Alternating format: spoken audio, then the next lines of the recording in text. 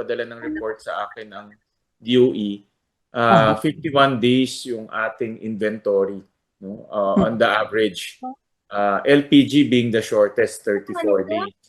So, in other words, and then nakita ko may mga padating, no? Kanina sinabi ng ating Pangulo may mga padating. Pero kahit na binilang mo yung mga padating, it's good for additional 10 days. So, to extend the number of days, maghanda na tayo for rationing. In fact, kung hindi pa rin tayo makasecure ng more than 10 days, ang advice ko nga, mag-ration na tayo for non-essential services.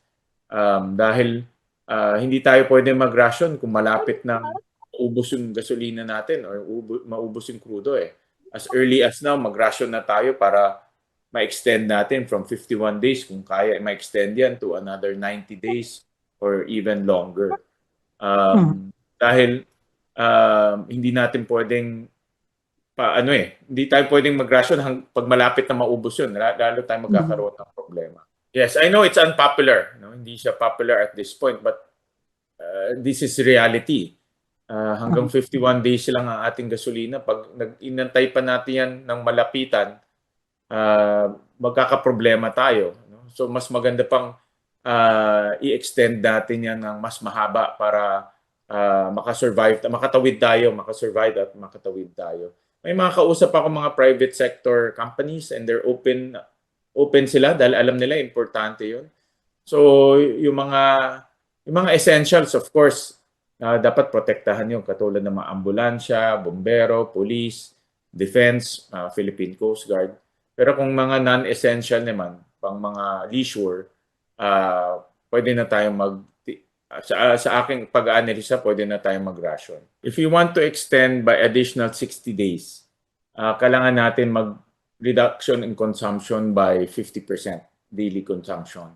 Kasi right now, we're consuming 55 million liters a day.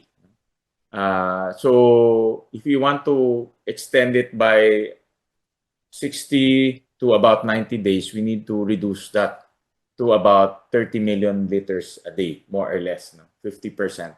So we have to work back kung ano yung mga i-reduce ng consumption.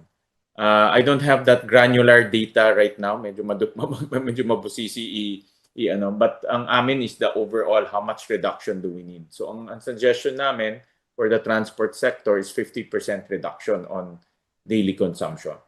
So yun ang aming suggestion. Of course, you can go more aggressive, but yun ang aming suggestion so that we can extend to up to 60 to 90 days, no? Depending kung alin mga sasakyan. Meron kasing, if you look at the composition kasi ng mga sasakyan, marami kasi tayong klaseng sasakyan eh. At we need to study very carefully sino ba yung mga 50% na babawasan. Hindi naman, of course, i-exempt natin yung mga frontliners, ambulansya, police, Coast Guard, bombero, we will exempt them. Yung mga ginagamit ang gasolina for livelihood, of course, mas mataas yung bibigay natin, di ba? Kagaya ng PUV drivers, taxi, TNVS, tricycles. Pero yung mga private, especially for leisure, yan, dapat pag-aralan natin ilan ang pwedeng i-cut doon. If you ask me, ASAP eh. Ask me, ASAP para humaba yung ating number of days inventory. When I say ASAP, pag-aralan na natin, how do we monitor? Kasi may mga administrative yan, Tina. For example, on the gas station level, paano mo ma-monitor kung sumusunod sila o hindi? Number two, paano mo ma-monitor kung nag-hoard yung isang sasakyan o hindi? So may mga ganun na administrative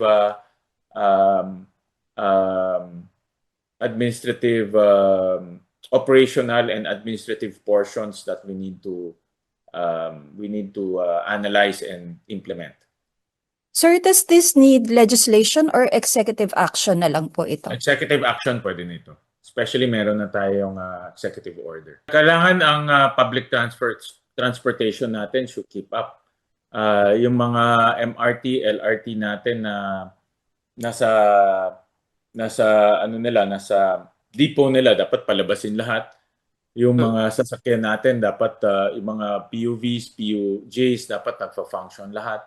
Um, so kasi i-compute natin 'yan eh. Kung let's say sa gobyerno nagfo 4-day work week, yung iba pa nga 1 day a week nilang pumapasok. So compute natin kung magkano pwedeng ibawas sa gobyerno at irasyon sa gobyerno.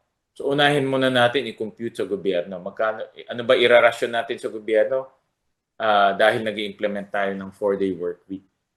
Yung ibang private sector na nagfo 4-day work week rin at work from home, so magkano rin ang pwedeng irasyon sa kanila. In fact, in Indonesia, pati private sector naka 4-day work, mandated 4-day work week eh, para hindi lumabas yung sasakyan nila. So we need to compute all of those. Na sila mag-convoy, wag na yung mga hagad-hagad. I think